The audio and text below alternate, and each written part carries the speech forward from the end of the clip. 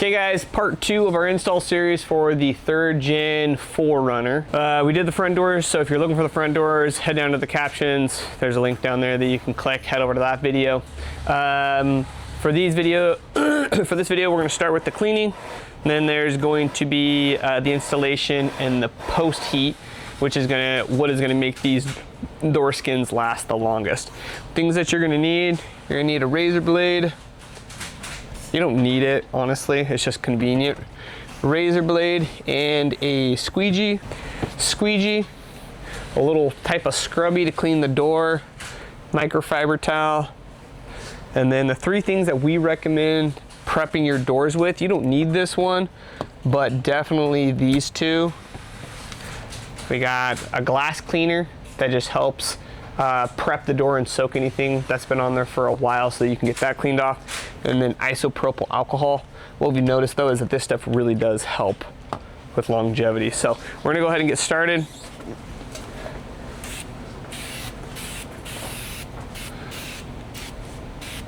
Get all the areas coated in this glass cleaner.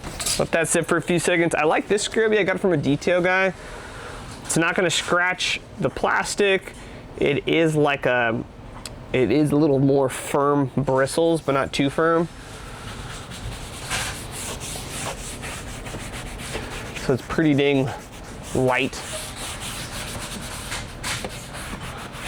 Because it's interesting when you have so much dirt on your doors and they've sat dirty for so long, it'll like start to break down the coating that makes the door shiny. So when you go to clean it off, some of your doors look significantly lighter just because they've never been cleaned and have never been upkept. So if your door looks a little lighter, it's because it hasn't been cleaned in a long time.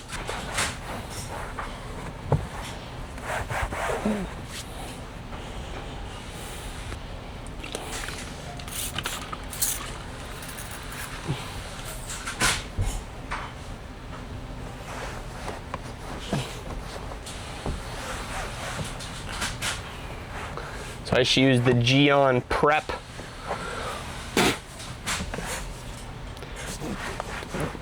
This is my employee's vehicle. He has a dog. So you can see the dog scratches and the dog hair. This is what it is, called Geon, G-Y-E-O-N Prep. It's a strong pre-coating and degreaser. Then the last portion, isopropyl alcohol.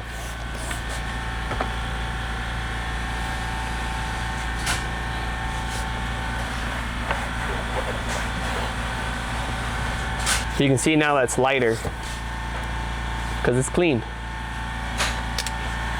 Now grab your heat gun, which I may have talked about or missed talking about during the prep, but this is what's going to dry out the door skin or dry out the door panel to make sure that it is prepped and ready for an install.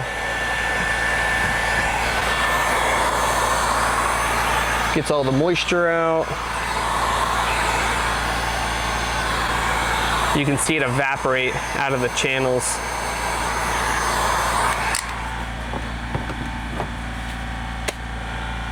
Okay, so a few things I want to do on this door before we get going is it does have some deeper scratches, so I'm going to trim out. Yeah, so like this piece, I'm just going to trim that guy out because you'll see that bump underneath the vinyl a little bit. Make sure there's no any other damaged portions. Okay. So we're gonna start with the bottom and then just slowly move our way up to the top.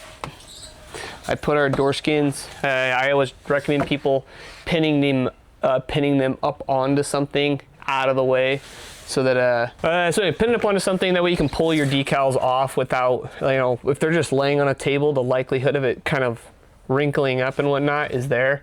If they're up on something flat, like our shop fridge, it works good. So like I said, we're gonna start from the bottom. Well, it's not done yet, right? I think it's close. No, because the material isn't supposed to show up till 10. Oh, really? Yeah, so I'm like positive they're not done with it, but they might be moving it out to get a trailer in. But you can run in there and check. So, okay, so what we did here is you're basically gonna leave about 1/8 of an inch, or right before it starts to curve is where this line will follow. And then you're gonna grab your squeegee, push this up and around into its spot. Same with this, up and around. Then you're gonna grab your heat gun, post heat. The most important part of post heating is that it gets to 185 degrees or close to it, and that all of the edges are pressed down. Jeez. All the edges are pressed down because that's the area that you want to stick to the door panel the best, so it doesn't catch edges, it can take a beating, and it ensures that it'll be there a long time. Yep. Okay, so we got this bottom piece in, then we're just gonna move our way up.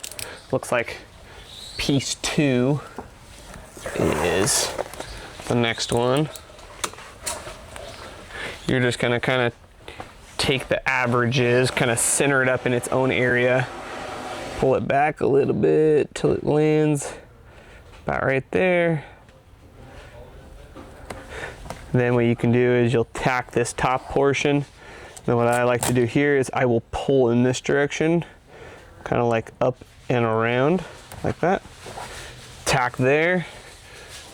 I'm gonna take our squeegee, same here. Kind of want to tack and bring up, curve it up a little bit.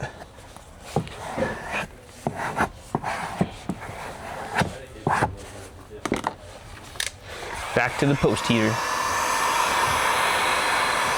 You can see when there's like air underneath it, it'll bubble up a little bit, which is exactly what we want.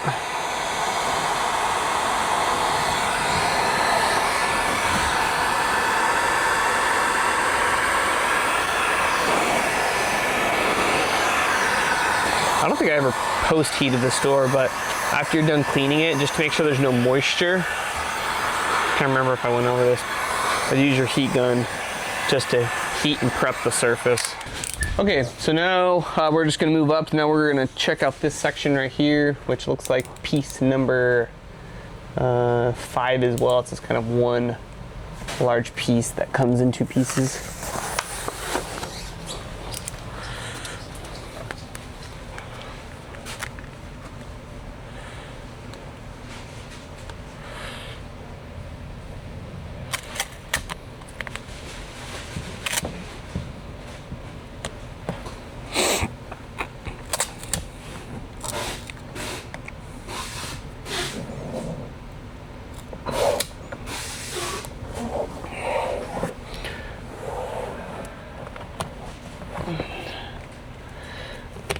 Okay, we're gonna pin this whole top section where we want it to be. And right here, we'll pull this down. We'll heat this up a little bit. What we'll do is we'll pull this down. It's not gonna touch, we wanna leave a little gap there, but the pull will allow it to stretch over the edge and get that going. Pull this down. Then right here, pull this down. You can see that it already is in the shape of the speaker, which is exactly what we want. We're gonna pull down right here. It'll create that strain right there. And then right here, let's kind of work all this. If you feel like there's bunching up of a little bit of material, you can move this out. I don't want to move it out because I like it to stay closer to the speaker. This all kind of shrinks up. Bring this over, kind of like that.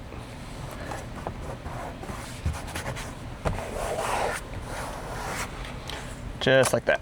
Now for this, we want tension right through the inner portion.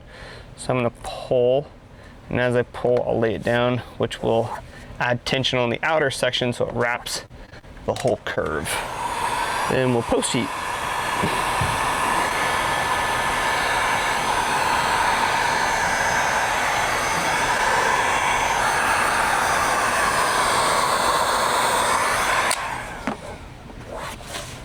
Sweet.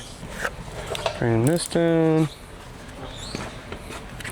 This one, we designed it because that one's so little and a little bit harder to get out that you don't have to remove this one.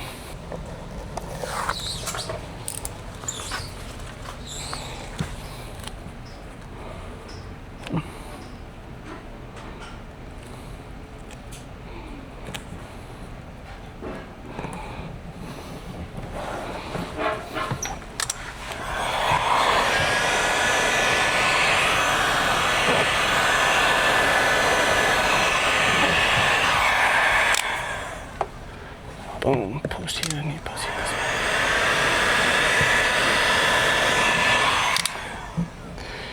When you post heat these, you're just ensuring that they're gonna last way longer. And then the same thing that we did on the front door skins, we're gonna bring these up. Woo.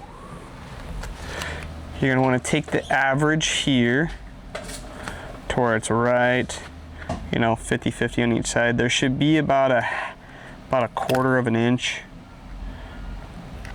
of a gap on each side. And then right before it touches the black trim, tack that down, and we're gonna lift here. Like that.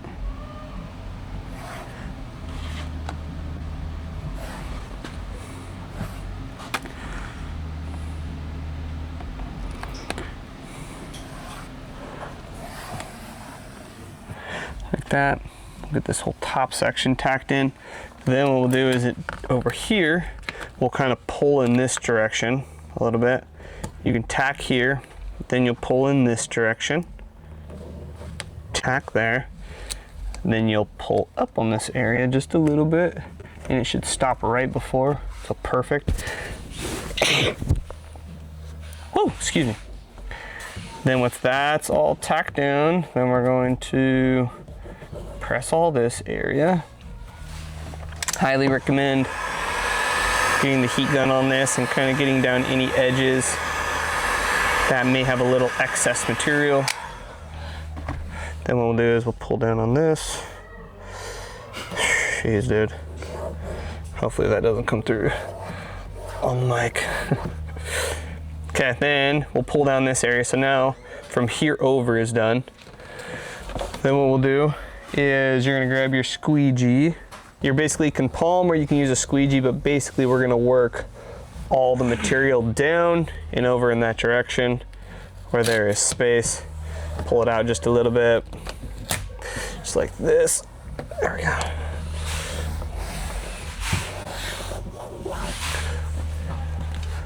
Okay, then from here,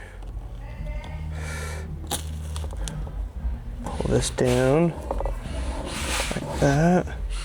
And then this guy, pull up, and we're gonna average out where we want it in here so it lands in that area. Then we'll go like that. Heat gun, close in some of the areas like that.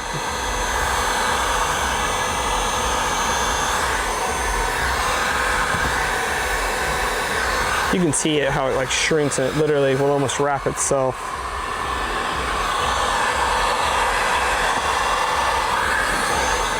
We'll post heat the entire thing.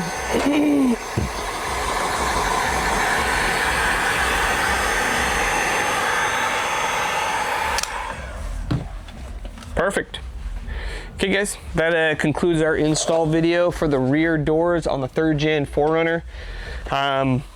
I think these turned out great. This is for one of our employees over on the Wrap Matrix side, but they basically did the camo design and then the color match up top.